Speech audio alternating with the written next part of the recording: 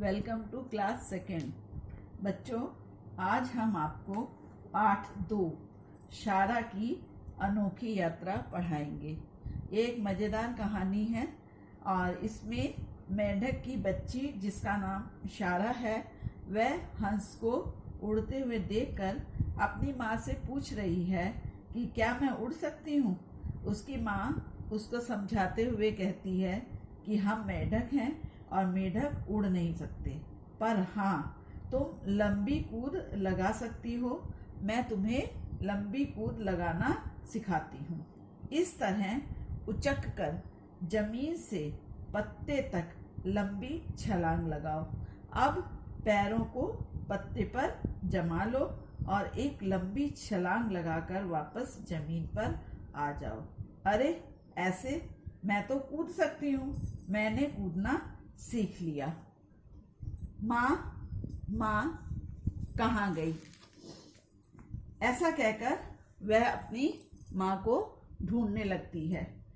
केकड़े भाई, क्या आपने मेरी माँ को देखा है? नहीं, तुम चाहो तो मेरे साथ थोड़ी देर खेल सकती हो। नहीं केकड़े भाई, मुझे माँ के पास जाना है। क्षमा कर दी दादू, क्या आपने मेरी माँ को देखा है? क्या तुम्हारा नाम शारा है? हाँ, मैं ही शारा हूँ। तुम्हारी माँ तुम्हें सब जगह ढूंढ रही है। शारा, सुनो, आगे नदी के किनारे कुछ दूरी पर तुम्हें तुम्हारी माँ मिल जाएगी। तुम चाहो तो मेरी पीठ पर बैठकर वहां तक जा सकती हो। धन्यवाद दीदी। शारा कहाँ चली गई थी? माँ, मैं एक मजेदार अनोखे सफर पर गई थी। क्या मैं कल फिर जा सकती हूँ आसपास की रंगीन सुंदर दुनिया को देखने? हाँ, हम सब चलेंगे तुम्हारे साथ। तो बच्चों, ये कहानी थी एक मेढक के बच्चे की जो पानी के अंदर जाकर अनोखी यात्रा करती है और बाद में अपनी माँ के पास पहुँचती है। अब हम आपको पाठ का सारांश बताएंगे कि इस पाठ का सारांश क्या है। पाठ का सारांश है, इस पाठ में मेढक की बच्ची शारा लंबी कूद लगाना सीखती है। जैसे ही वह लंबी कूद लगाती है तो पानी के अंदर चली जाती है। वहां अपनी माँ को ढूंढते हुए पानी के अंदर एक मजेदार और अनोखे सफर को पूरा करते हुए अपनी माँ के पास पहुंचती है। बच्चों, अब पाठ का सारांश हो गया है। अब इसके बाद हम शब्दार्थ लिखेंगे। तो पहला शब्द है छलांग लगाना, अर्थ होगा कूदना। पीठ, गर्दन से कमर तक का भाग। अनोखा, जिसे पहले कभी ना देखा हो। सफर, यात्रा। क्षमा, माफी। मजेदार, रोचक। दुनिया, संसार। जमीन, धरती। ये आपके शब्दार्थ हैं जो आपको अपनी क्लास वर्क कॉपी पर करने हैं। इसके बाद आपका अभ्यास कार्य आता है और अभ्यास कार्य में मौखिक प्रश्न दिए गए हैं। पहला प्रश्न है, मेढक के बच्चे का क्या नाम था? तो इसका उत्तर होगा, मेढक के बच्चे का नाम शारा था। प्रश्न नंबर 2, मेढक लंबी छलांग कैसे लगाते हैं? उत्तर होगा, पैरों को जमीन पर लगाकर उचककर मेढक लंबी छलांग लगाते हैं। प्रश्न नंबर 3, किसने शारा को अपनी पीठ पर बैठाने की बात कही? उत्तर होगा, मछली ने शारा को अपनी पीठ पर बैठाने की बात कही। तो बच्चों, अब इसके बाद आपका है लिखित प्रश्न। लिखित प्रश्न में आपको सही उत्तर पर सही का चिन्ह लगाना है। पहला है का, कौन उड़ सकता है? तो इसमें 3 विकल्प दिए गए हैं, हंस, मेढक और मछली। तो बच्चों, इसमें आपका सही विकल्प होगा हंस। प्रश्न नंबर खा है, शारा किससे बात कर रही थी? तो इसमें भी 3 ही विकल्प हैं, माँ से, पिताजी से, मित्र से। तो इसका सही आंसर होगा, सही उत्तर होगा माँ से। अब ये कार्य आपको क्लास वर्क कॉपी पर करना है। इसके बाद अगला अभ्यास कार्य है आपका, मिलान करके बताइए कि शारा ने किसे कहा। तो ये आपको अपनी होमवर्क कॉपी पर करना है। छोटे छोटे चित्र हैं, ये बनाने हैं आपको और इनके साथ आपको मिलान करना है। धन्यवाद दीदी, ये बात उसने मछली से कही थी, तो यहाँ पर आपको इसको मछली से मिलान करना है। क्षमा करे दादू, ये बात शारा ने मगरमच्छ से कही थी, तो यहाँ पर मगरमच्छ का चित्र बना हुआ है, इसको आप मिलान करेंगे इसके साथ। माँ, मुझे माँ के पास जाना है, ये बात शारा ने इससे केकड़े से कही थी, तो यहाँ पर केकड़े का चित्र बना हुआ है, यहाँ पर आप इसको मिलान करेंगे। इसके बाद है आपका उत्तर लिखिए। ये आपको अपनी क्लास वर्क कॉपी पर करना है।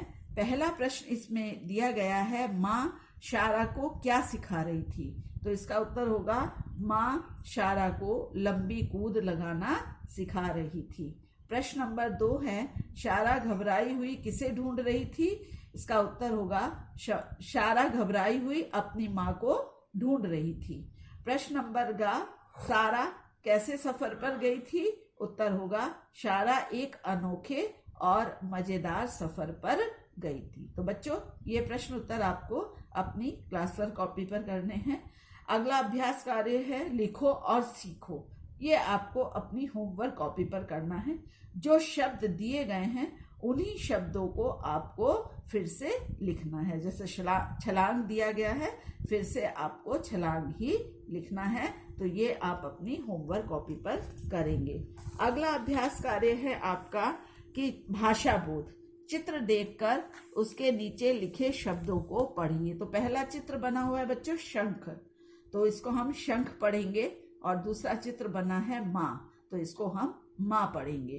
तो शंख में बिंदु और माँ में चंद्र बिंदु लगा है।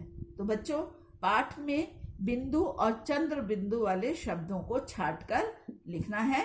तो मैंने इस अभ्यास कार्य में वर्ड शब्द लिख दिए हैं, ये आपको अपनी होमवर्क कॉपी पर करना है। और इसमें चंद्र बिंदु वाले जो शब्द हैं वो हैं माँ, छलांग और कहाँ, और बिंदु वाले शब्द हैं लंबी, रंगीन और सुंदर। अगला अभ्यास कार्य आपका है, बिंदु और चंद्र बिंदु लगाकर नाम पूरे कीजिए। बच्चों, यहाँ पर कुछ चित्र दिए गए हैं और उन चित्रों में आपको शब्द दिए गए हैं, लेकिन शब्दों के ऊपर बिंदु और चंद्र बिंदु नहीं लगा है। जो आपको लगाना है ये आपको अपनी होमवर्क कॉपी पर करना है। तो जैसे बंदर लिखा है लेकिन उस पर आपका बिंदु आएगा, तो बंदर लिखेंगे आप। और फिर सांप लिखा है, उस पर चंद्र बिंदु नहीं लगा है, लेकिन आपको उस पर चंद्र बिंदु लगाना है। पख लिखा है और उस पर बिंदु नहीं लगा है, आपको बिंदु लगाकर पंख लिखना है। और फिर चांद लगा है, चांद लिखा है, आपको चंद्र बिंदु लगाकर चांद लिखना है। तो अब है आपका अगला अभ्यास कार्य, सोचो और बताओ। तो सोचो और बताओ में शारा ने कूदना सीखने के लिए पहले क्या किया? तो इसमें आपको 1, 2, 3 और 4 लिखकर बताना है कि उसने सबसे पहले लंबी कूद लगाने के लिए क्या किया था। तो पहले उसने उचक्कर छलांग लगाई, यहाँ पर आपका ये पहला होगा। फिर पत्तों पर पैर जमाए, दूसरा होगा। लंबी छलांग लगाई, ये तीसरा होगा। और जमीन पर आ गई, यहाँ पर आपको 4 लिखना होगा। तो ये बच्चों आपको ये अपनी होमवर्क कॉपी पर करना है।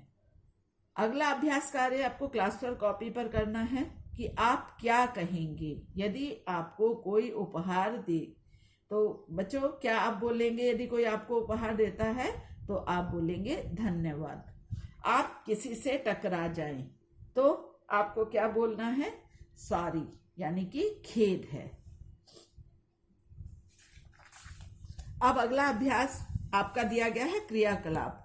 तो इस क्रियाकलाप में आपके जीव जंतुओं के चित्र आपको चिपकाने हैं। 3 तरह के जीव जंतु इसमें बताए गए हैं। जो पानी में रहते हैं, उन 3 चित्रों को आपको इसमें पेस्ट करना है, लगाना है। और फिर जो जमीन पर रहते हैं, ऐसे किन्हीं 3 जीव जंतुओं के आपको इसमें चित्र चिपकाने हैं। और जो आसमान में उड़ते हैं, उन जीव जंतुओं के आपको चित्र यहाँ पर चिपकाने हैं। धन्यवाद।